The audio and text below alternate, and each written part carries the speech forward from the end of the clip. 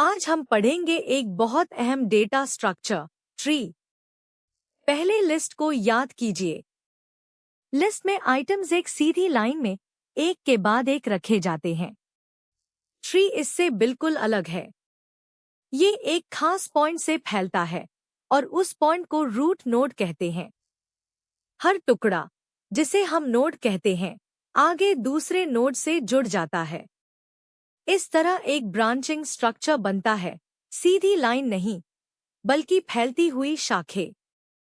किताब ने इसकी मिसाल एक फैमिली ट्री से दी है। सबसे बुजुर्ग लोग, यानी ग्रैंडफादर और ग्रैंडमदर, रूट नोड हैं। यहीं से पूरी हायरार्की शुरू होती है। उनके बच्चे अगले लेवल पर आते हैं, फादर और अंकल, अपने अपने खानदान के साथ, और उनके बच्चे तीसरे लेवल पर। हर नया लेवल पिछले लेवल से निकलता है। अब सवाल ये है कि इसे एक सीधी लिस्ट में क्यों नहीं रखते? क्योंकि यहाँ पेरेंट और चाइल्ड का ताल्लुक पेचीदा है और एक सीधी लाइन उसे संभाल नहीं सकती। इसीलिए ऐसे हायरार्कियल डेटा के लिए ट्री इस्तेमाल होता है, ताकि उसे आसानी से स्टोर और एक्सेस किया जा सके। अब ट्री की प्रॉपर्टीज। सबसे पहली प्रॉपर्टी है रूट नोड। ये रहा एक फाइल सिस्टम जो खुद एक ट्री है। नीले खाने फोल्डर्स हैं और हरे खाने फाइल्स।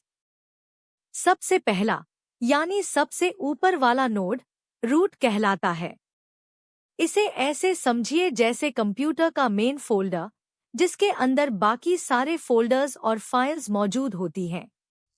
रूट से नीचे की तरफ ही पूरा ट्री बनता है।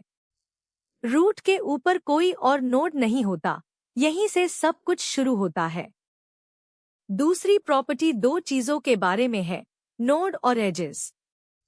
ट्री का हर अलग हिस्सा एक नोड है, और जो लाइंस इन सारे नोड को आपस में जोड़ती हैं, उनको एजेस कहते हैं।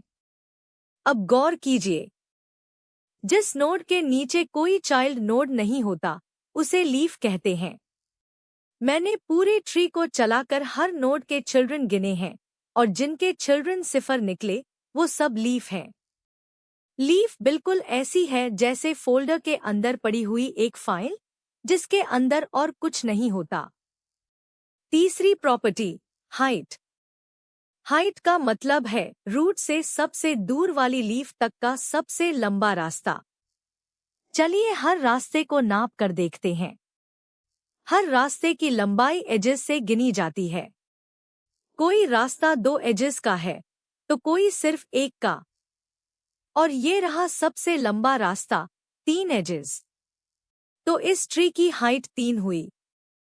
हाइट हमें बताती है कि ट्री कितना गहरा या कितना ऊंचा है। चौथी प्रॉपर्टी, बैलेंस ट्रीज। दो ट्रीज को साथ रख कर देखिए। पहले ट्री में बाईं तरफ की हाइट और दाईं तरफ की हाइट बराबर है।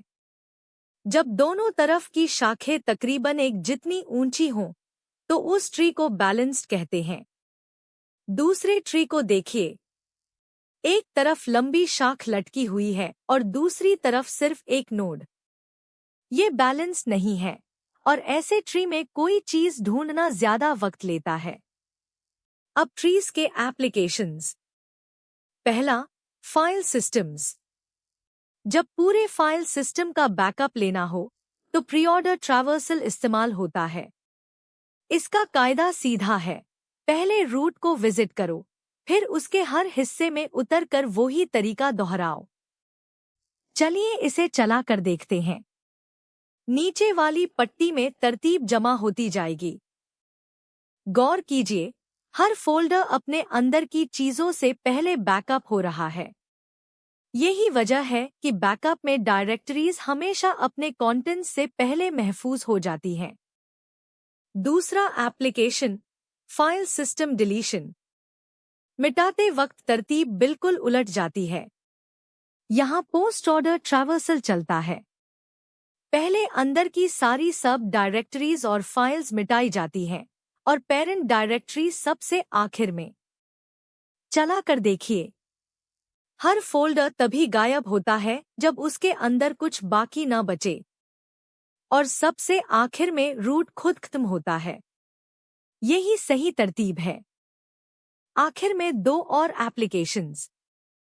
तीसरा, हायरार्कियल डेटा रिप्रेजेंटेशन, जहां डेटा का साफ ऊपर नीचे वाला ताल्लुक हो, जैसे किसी इदारे का चार्ट या फैमिली ट्री, वहां ट्री सबसे मुनासिब है। चौथा, decision making. Decision trees algorithms में इस्तेमाल होते हैं। हर नोड पर एक शर्त होती है और हर ब्रांच एक मुमकिन नतीजा। देखिए, शर्त पूरी हुई तो एक तरफ, नहीं हुई तो दूसरी तरफ, और आखिर में एक फैसला। तो याद रखिए, रूट, एजेस और नोड, लीफ, हाइट और बैलेंस ट्री, यही ट्रीज की बुनियाद है।